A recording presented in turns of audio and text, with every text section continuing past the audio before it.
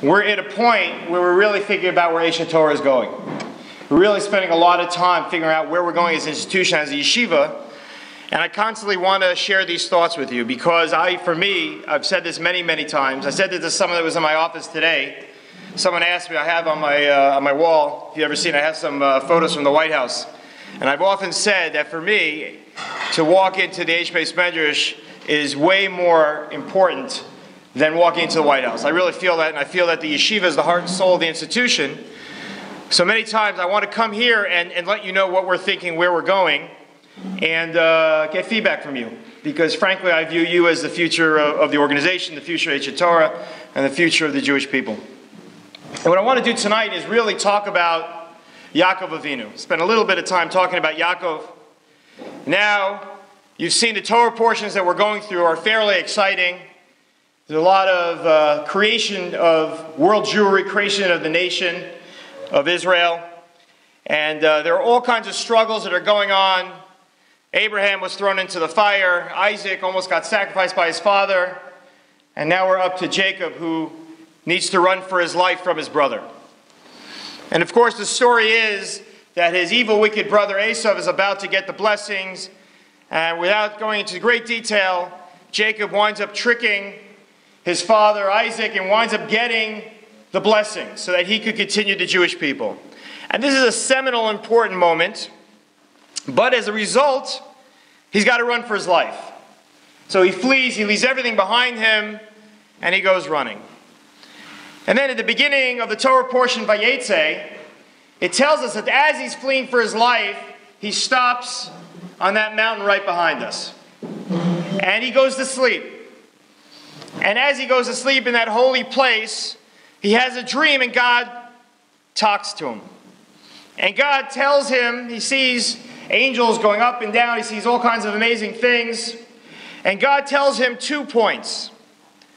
The first point that God shares with him is that he says, Jacob, you need to understand that your children are going to be incredibly numerous. There are going to be many hundreds of thousands, millions of your descendants. They're going to go out all around the world, to the east, to the west, to the north, and the south. And you're going to be the father of a great nation. Point 2, God tells him, and don't worry, I'll protect you. Right? Because he's running for his life. Now, seemingly, this is a strange order. If you're running for your life and you're terrified, you're scared, you're alone, and God comes to you, the first thing that you want to hear is that God has your back.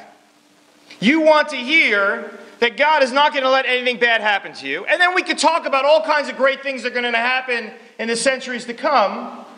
But at the beginning, I really want to know that I'm going to be okay. Why does God reverse this order? It's very interesting. There's I don't know how many of you have watched, they have these TED Talks, right? They're very famous online. It's university for the ADD. You know, in 10 or 12 minutes, you can get a whole class on something really, really important. You can feel educated, and, 10, 12 minutes, go back to whatever else you were doing.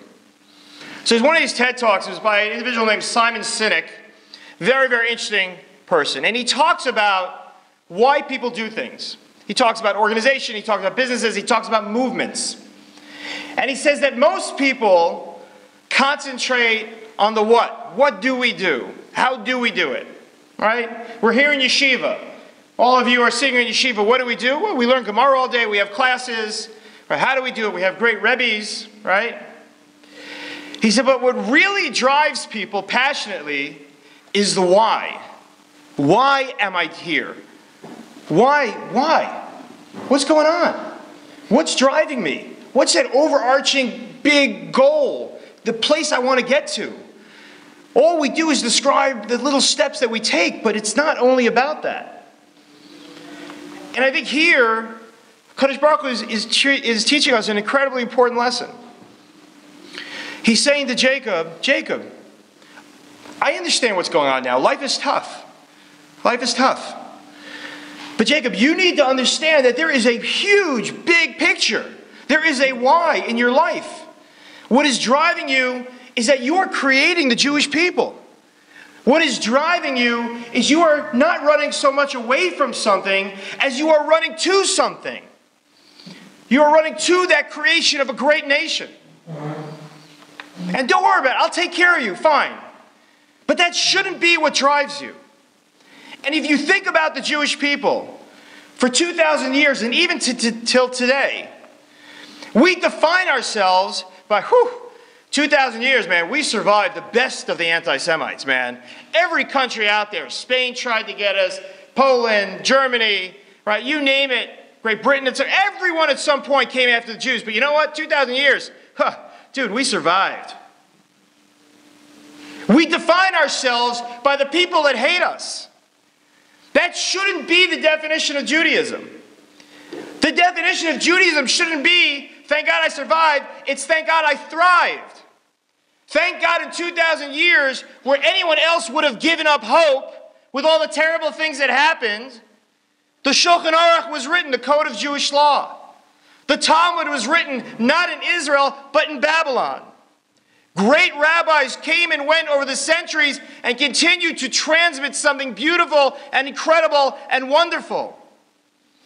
We have focused for so many years on Jewish guilt, on the negative reasons. Come be Jewish because they don't like us and we need to stick together. And while that may be true, and when we're in a pinch we do have to stick together, it can't be our why. It can't be the only thing that drives us.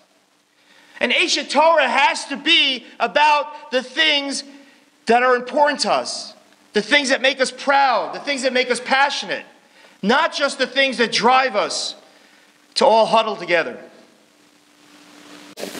How do we do it? It's great. Rabbi Burg, I understand what you're saying.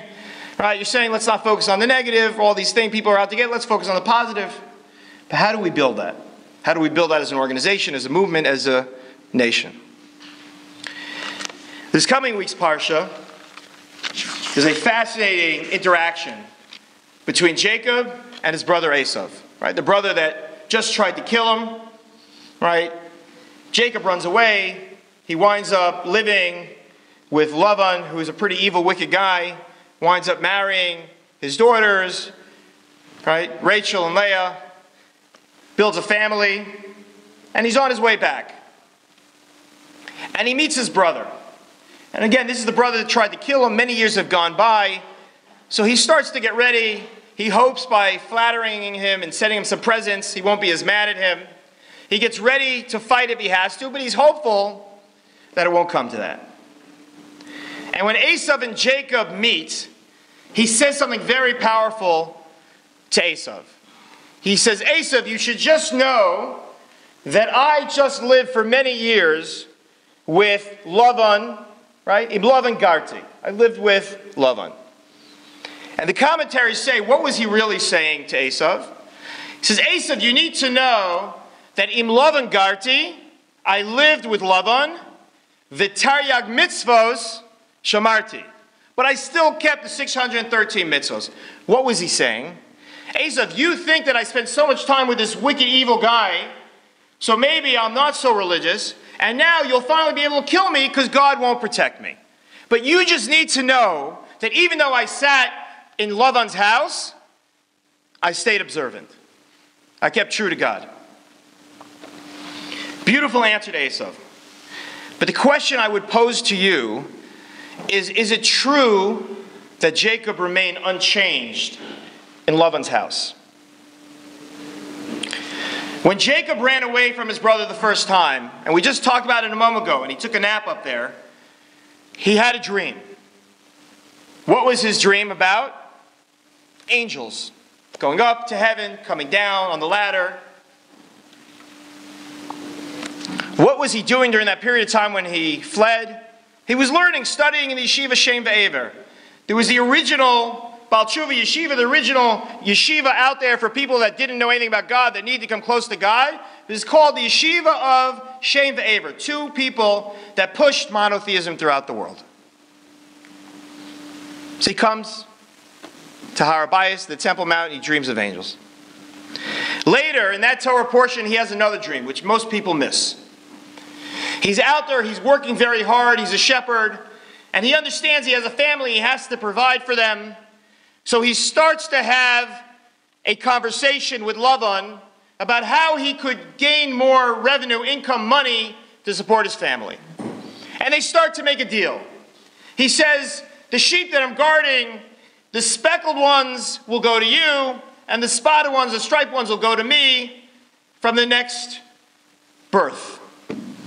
And then that doesn't work out so well because obviously God starts making them turn out the way Jacob wants them. And then they reverse it, they go back and forth, and each time Jacob is getting it right and saying, I'd like in the future those sheep, and he keeps getting more and more riches that he can support himself. How did he know which sheep he should be asking for from Lavan? He had a dream. He dreamt in his dream about which sheep that he should be asking for. Now this is an amazing thing. Jacob, when he leaves the yeshiva, when he's involved in the yeshiva Shem Ve'ever, he dreams about angels. But when he spends all of this time in Lavan, who was not a good person, and he spends his time away from the yeshiva, and he has all these trials and tribulations, but he's been there and he's still putting on tefillin and he's incredible and he's davening, but his dreams have changed. His dreams now are about money. His dreams are supporting all kinds of different things. His dreams have changed. And this lesson is an incredibly important lesson. It is easy to be a Jew that worships God. Because in the end of the day, the reason that we do the commandments that God gave us is not about the commandments. It's about getting closer to Him. Full stop. It's about getting closer to Him. And you can't lose the forest for the trees to just get caught up in the commandments while forgetting about Him, which happens to so many of us. But it is also possible to keep all the commandments and to stop dreaming. To stop dreaming about angels. To get focused on so many other things because there's so many things that are distracting in our lives. Not bad things, but distracting things. And so here God is telling Jacob in that dream, Jacob, you need to stay focused. You're building the Jewish people. You're building the Jewish nation. You need to keep dreaming about angels. You need to keep dreaming about angels going up to heaven. And I would say for Aish HaTorah, we have to have those same dreams. The bottom line is that our nation, the Jewish nation, is only as strong as our weakest link. And it's not about Jews being in danger around the world, and believe me, I'm the first person that if Jews are in danger around the world, we have to be there for them. But that's not enough to light someone's heart on fire. That's not enough to make them passionate. We can't keep running away from things. We have to run to something. We are running to God on that Temple Mount. We want to build that temple. We want to bring God into people's lives. We want to make sure that every Jew in the world can study Torah. Because for every person sitting in this room right now, there are thousands upon thousands of Jews that don't know anything about God. There are thousands of Jews that don't know what it is to open up a book, a Jewish book, and read in English or any language that they understand. And so what we need to do is create a brotherhood. And that can only be accomplished through Torah. It was not by chance that Jacob got strong, went to that mountain, dreamt of angels, spoke to God after spending time in yeshiva. Yeshiva is the place where you charge your batteries. Yeshiva is the place where you dream. It's not the place where you forget to dream. And every day when we walk out of here, we should firstly thank God that we have the great honor to be here in this building. But we must go to sleep dreaming and thinking and figuring out how we put the Jewish nation back together again. 2,000 years. It is awesome that we survived. But do you want to be the kind of person that celebrates survival? Or do you want to be great? Do you want to be thankful that we didn't get killed by another anti-Semite? Or do you want to create and build a Jewish people that is coming back here after 2,000 years and rebuilding this land? Those are the choices in front of us. And this is where I believe Aish HaTorah needs to be. And I don't believe that this is a mission just for Aish HaTorah. I believe this is the mission of the Jewish people.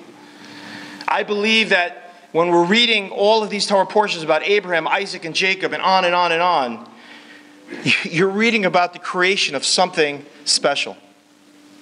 You're reading about your grandparents. You're reading about how Abraham went out to 100,000 people and explained to them that God exists. And we need to figure that out too. And there is not a person in this room that cannot contribute to that cause. And there is not a person in this room that we at Aish HaTorah don't expect to contribute to that cause. If you've walked into our yeshiva, doesn't matter what program you came in under, it doesn't even matter if you knew where you were coming. We expect all of you to keep dreaming. We expect you to keep dreaming about angels. I expect you to keep bugging me in the hallways about ideas that you have. I don't care how far-fetched they are. But this is not a place where dream dies. This is a place where dreams live.